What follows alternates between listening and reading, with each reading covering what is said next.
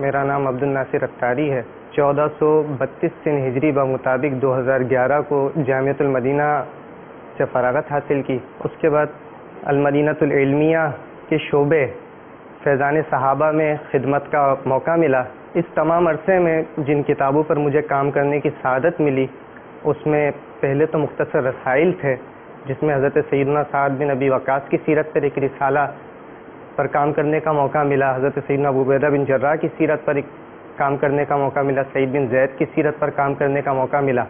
اس کے بعد پھر ایک بڑا پروجیکٹ فیضان صدیق اکبر کے نام سے مجلس المدینۃ العلمیہ کی جانب سے ہمیں دیا گیا، جس پہ کم و بیش 722 صفحات پر مشتمل کتاب پر کام کرنے کا موقع ملا۔ اس کے بعد پھر فیضان فاروق اعظم پر کم و بیش 1800 صفحات پر کام کرنے کی سعادت ملی۔ الحمدللہ اس وقت فیضان عثمان غنی رضی اللہ تعالیٰ عنہ پر کام جاری ہے، جس کا کم و بیش 35% حصہ ہم مکمل کر چکے ہیں۔